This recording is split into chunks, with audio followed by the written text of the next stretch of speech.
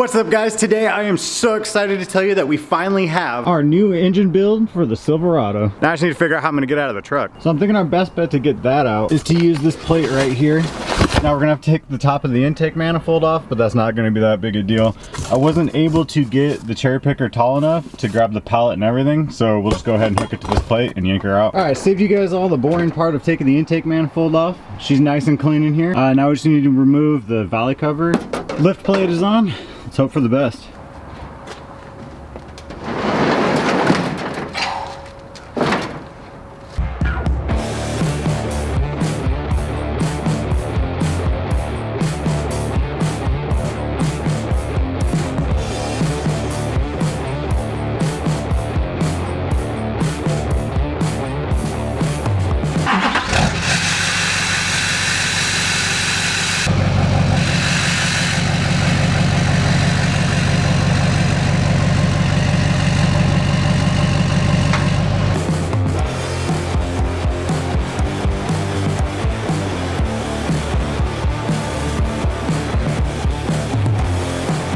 To success, boys. We got it out. It has landed. I don't know if it's bolted to wood or whatever, but there's like a platform, so it's not just sitting on the oil pan. The legs I'd ordered haven't showed up yet, so wasn't able to utilize those yet. Now all we need to do is get that engine stand put together. We can get to tearing it apart.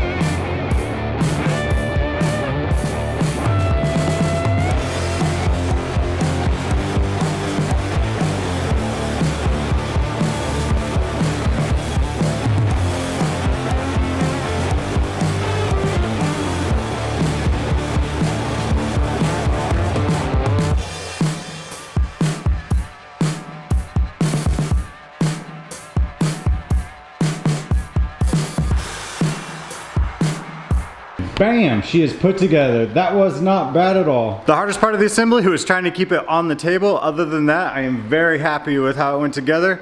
Now we just need to go ahead and get the bolts that go in right here. That'll hold the engine to the stand itself. We should be good to go. Just got back from the store with the bolts and the washers we needed. I ended up going with M10 1.5 by 90 millimeter. And with doubling down on the washers, I think it's gonna work out perfectly. Okay, now I need to get this thing out of the corner. We can get the flywheel off and then we can get it on the engine stand. I think I am gonna regret using this cotter pin though. I think I'm gonna pull it out so that way I can actually remove this back piece and then put it on the engine and then guide it into the actual engine stand. Before I get it all the way up off the ground, I wanna go ahead and get all this plastic wrap off.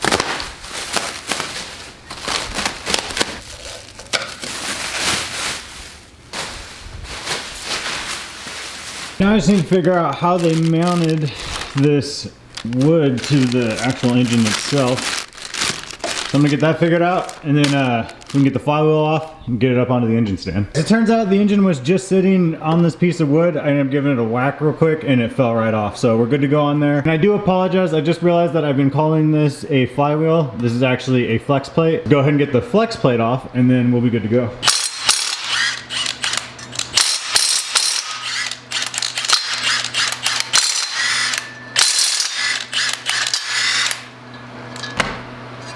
Now we can get this piece on.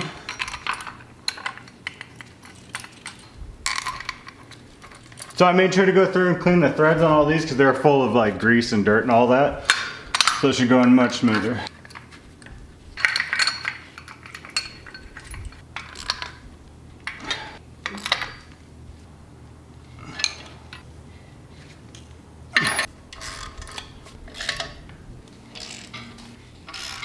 Got it all mounted up. I'm not super pumped with how it looks, but it should work just fine. I'm used to having the adjustments in the plate itself. Plus side though is it is above the crank. That'll be good because it's fully dressed, good weight distribution. I did want to try it vertically, but then I would run into the issue of not being able to line up the dowel pin and then have the engine sitting probably sideways on the stand. So we'll try it this way.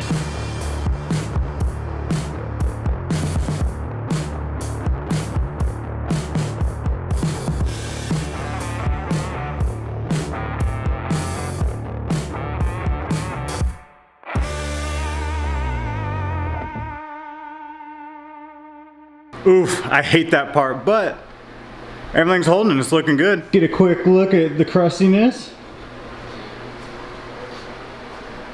Yeah, buddy. And now I'm going to show you the parts that we've got for it and then go over the parts that we're going to get for it. Okay, now that we've got it all situated, I can finally introduce you guys to the new, well, new to me, 2006 LQ series engine. It has been pulled from a Cadillac Escalade. So I'm assuming that it's an LQ4. I honestly don't know because there's not really... That's where that goes. There's not really any way to tell without being able to pull the heads to see what kind of pistons are. That's literally the difference between the LQ9 and the LQ4 is the LQ4 will have dish pistons and then the LQ9 will have flat tops. Now usually they will have a sticker on the driver's side head indicating on what engine it is, if it's an LQ9 or an LQ4, but as you guys can see right here, it is no longer there. So until we pull the heads, we won't know for sure if it's an LQ9 or an LQ4, which honestly, it doesn't really matter because we are gonna be swapping out the pistons for forged pistons. I wanna go with either flat tops or dished. I'm not sure because we are going with L92 heads. They're square port, just like the LS3 heads. And I've actually got the set of L92 heads right here, new to me. They are used though. And the reason I'm not sure if I want to go with the flat tops or the dish pistons, because when you put the L92 heads on the 6-liter, it does bump the compression up. And I'll get to why that's an issue here in a second. Now, I haven't opened these yet, as you can see. So hopefully they're what the ad said. I did get them off eBay. If I can get a link for them, I'll put it in the link. I'll put it in the description below. They are packaged nicely.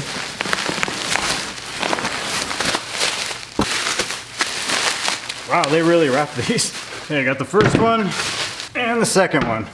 They really did package those very nicely. I'm extremely happy and impressed with how good a condition that these heads are in. Now, with my luck, I usually have at least one broken bolt, and it doesn't look like there is any, but where the exhaust manifolds mount, I always get one broken bolt. But it looks like these are all good to go. I did notice that it is missing a spark plug right there. Now, no biggie. The only reason that I was concerned is that the threads were stripped out. Threads look great. And as you guys can see, these heads are fully loaded. Which is great, because for whatever reason, it is a pain in the butt trying to find fully loaded square port heads that they don't want an arm and a leg for. Now we will be using the rocker arms. I will be upgrading the rocker arms in here, and we will be reusing the valves. Now we are upgrading the valve springs to dual valve springs, and then I also want to do titanium retainers just in case we want to bump the RPMs up a little bit. And I do plan on going with Texas Speed for all of that. I'm going to do a full cam kit with them. I already called them, gave them an idea of what I want from the engine and what mods we plan on doing later on to it. And we've decided that a stage 1 LS3 cam is gonna be what I want, which will be great because it shows on the graph too that there's good torque on the low end, which you want with the big truck that I've got. And we did sacrifice a little bit too much low end with the old cam setup, so I don't wanna have that issue again. And we'll get into like what size stall that we're gonna be using in the transmission and all that. It shows that for the most part, you can run a stock stall with that cam setup, so it'll be great. Let's get you guys one last look at the head. The valves look great. Everything looks great. I am very happy with these. So it won't take much.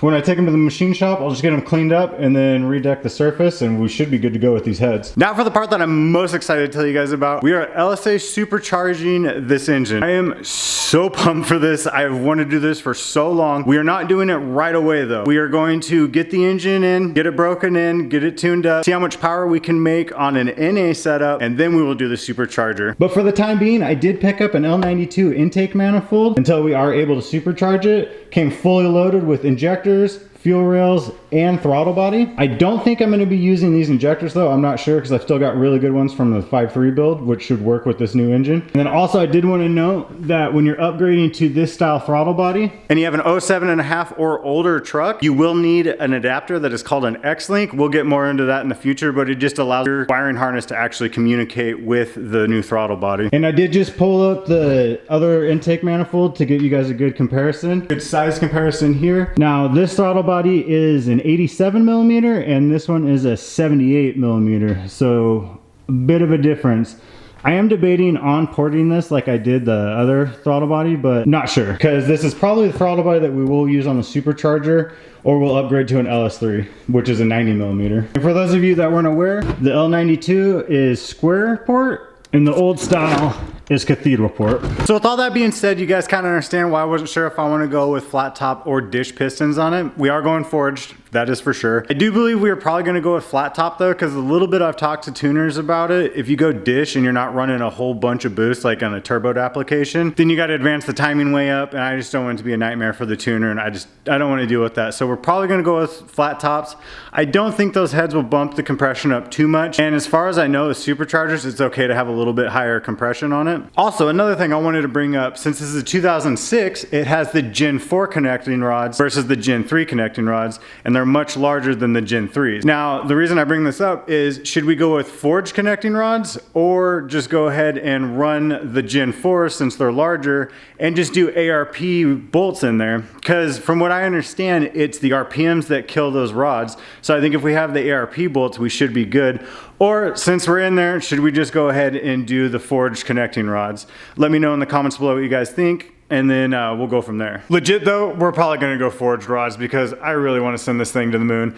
Eventually we're gonna do a Kong port on the supercharger. I don't know what pulleys we're gonna run yet, but I know I wanna get all the boost. And then also we might throw some nitrous at it. But there's also guys running 1,000 horsepower on the stock bottom end with these, so I don't know yet. But what I do know for sure is we've got a super crusty engine in front of us that needs a lot of love and needs to be torn down and cleaned up. Which we will be doing in the next video. I cannot wait to tear it apart. Hopefully everything's good to go on the inside, meaning cylinder walls and all that. That's why I haven't ordered pistons yet. I didn't want to order the wrong pistons and have it need to be bored out, all that crap. So we'll get it tore down, and then I can get parts ordered. We can get it sent off to the machine shop, get it all cleaned up. And then also, actually, I wanted to ask you guys, do you guys mind if we go ahead and have the machine shop just assemble the bottom end too? Because by the time they do all the balancing, all the machine work, they're already right there, and it's a little bit more cost effective and definitely more time effective just to have them assemble the bottom end. All I'm talking about is crank bearing, rod bearing, and then also installing the rods and pistons, obviously. And then everything else, we'll do the cam, we'll do everything else here, heads, everything, top, all that we'll do here. I'm just thinking for time, we can just have them do the bottom end. But if you guys want me to do a full video on the bottom end assembly,